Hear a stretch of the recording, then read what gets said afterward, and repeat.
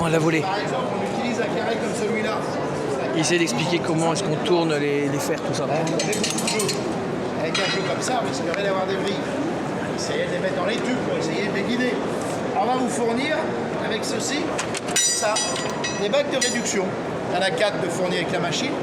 Vous allez donc prendre ce qui correspond le mieux à la section du métal que vous travaillez. Et grâce à ça, ça va venir vous centrer la barre de métal au mort de blocage qui est déjà à l'intérieur. On ramène la pince au-dessus et on descend. La bride qui est à l'intérieur, comme la bride qui est au-dessus, comporte deux faces, un plat ou un V. Donc c'est simple à comprendre, quand on veut faire un carré, on se met sur les diagonales. Une remarque par contre, de chaque côté de la bride, ici, il y a des vis de réglage. Vous remarquerez que j'en utilise qu'une. Ça veut dire que mon réglage est déjà fait. La première que vous faites, la barre de métal, il faudra la laisser dépasser jusqu'en bas. Il faut qu'elle tombe dans l'axe. Si elle part en avant, en arrière, elle n'est pas centrée. Là, ça vous permet de vous centrer et quand vous êtes réglé, on n'en dessert plus qu'une seule à rapport à son épaisseur. En haut maintenant, vous allez venir bloquer votre barre de métal. Vous allez la bloquer sans la brider. Si vous la bridez, ça marche quand même. Hein. C'est simplement plus dur pour vous, parce que vous serez forcé de travailler sur l'étirement du métal. Donc une fois que vous l'avez bloqué, pour ne pas la brider, on retire simplement un petit dixième de tour comme ceci pour avoir ce jeu-là. Le métal étant libre, il va légèrement glisser, donc il va légèrement raccourcir. Par contre, si j'ai fait ça, il y a une raison, c'est que là, il n'y a plus de résistance. Et à partir de là, c'est plus qu'un jeu d'enfant. Vous n'avez plus qu'à compter le nombre de tours que vous allez faire. Bien évidemment, plus vous allez tourner, plus votre barre de métal, elle va se serrer. Et dans tous les cas de figure, elle va rester parfaitement régulière. On travaille à froid, la température, c'est la même partout. Si vous avez oublié de compter, voyez ce que vous faites. Vous n'êtes pas dans un tube, vous pouvez compter vos facettes. Vous voulez faire la même que celle qui est au-dessus, on va continuer. Vous pourrez tourner jusqu'à la rupture parfaite de la barre de métal. Hein. D'ailleurs, comme je n'utilise pas de tube, grâce à la bague que j'ai mis ici, ça vous offre d'autres opportunités. Si un jour on désire réaliser par exemple des éclatés, là je l'ai fait avec 4 brins. Vous voyez un qui est posé sur la grosse machine là-bas que j'ai fait avec 9 brins. Avant de commencer, vous les soudez à chaque extrémité et vous les torsadez, comme on l'a fait, afin d'obtenir ceci. Là on l'a fait sur du rond, c'est un design différent. Une fois que vous avez obtenu ça, le principe est très simple, on va revenir en arrière. Et on le déplie. Comme on a bloqué le métal en bas et qu'on ne l'a pas bloqué en haut, c'est le cordon qui tient tout. Donc c'est pour ça qu'il faut faire un beau cordon. Et si le cordon est bien fait, ça va se paumer. Alors moi, ce que je vous explique là, demain on en a oublié la moitié, dans un mois on a tout oublié. Rassurez-vous, quand vous allez sur le site vous avez des tutoriels qui vous remontent tout ce que moi je suis en train de vous expliquer également. Mais la chose la plus importante est devant vous. Et c'est qu'à chaque fois que je fais un travail, et je n'arrête pas de le faire remarquer, c'est que mon travail il est terminé. Ça veut dire que ma torsade ici, je sais qu'elle est parfaitement droite, que je ne vais pas passer une seconde à essayer de la redresser. Vous n'avez pas une seule facette qui ne va pas toucher la table ici. Hein. Parce que quand on passe plus de temps à rattraper le travail qu'à le faire, il n'y a pas d'intérêt non plus. Hein. Alors bien évidemment, la machine, elle est fournie avec un manuel. Ce manuel, le voici. Il est fait dans l'ordre où on doit travailler. Donc la première des choses qu'on vous montre, le plan de la machine en éclaté, toutes ces pièces sont numérotées. La deuxième chose, son entretien, c'est mécanique, c'est très simple. On va vous demander d'aller huiler ici l'axe central, la même chose au niveau du galet.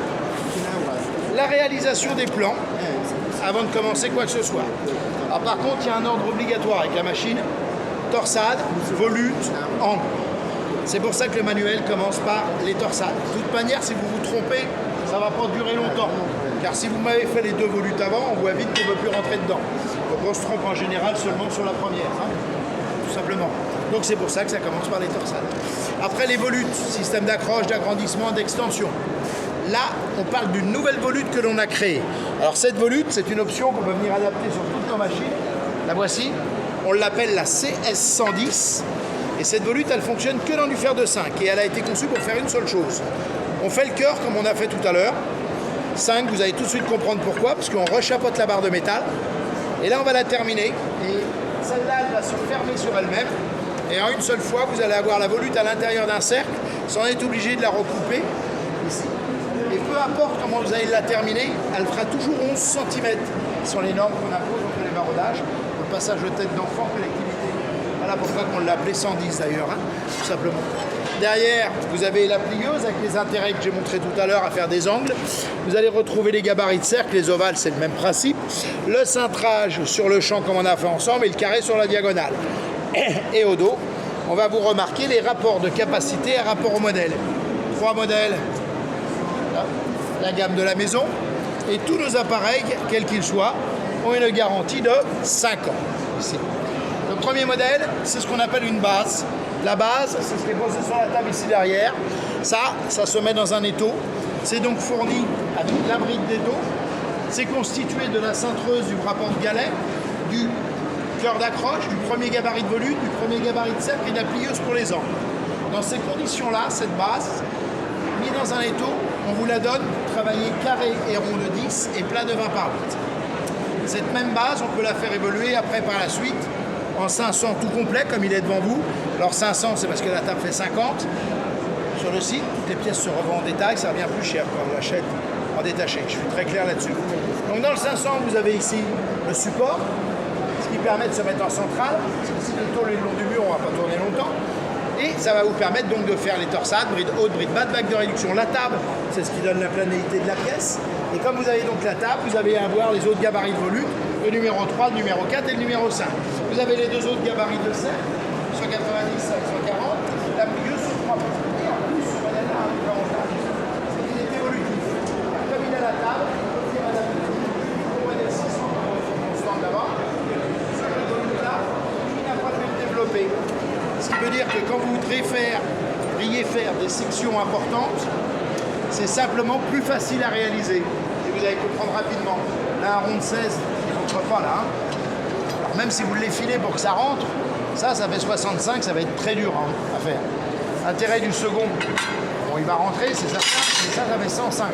C'est plus facile à réaliser. Et surtout, vous allez rattraper la masse d'air à la masse de métal pour être logique à regarder à l'œil.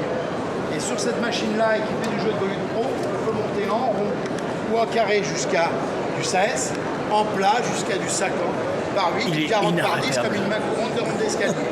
Et quand on veut faire plus gros, rassurez-vous, on a ce qu'il faut. Il y a une machine là-bas qui permet de monter jusqu'à du carré de 20, ronde 22 et plat de 60 par 10. Et dans les grosses sections, celle-là a été conçue pour pouvoir travailler à 2 opérateurs. C'est pour ça que la cintreuse dépasse, on a un petit arrêt pour faire un carré.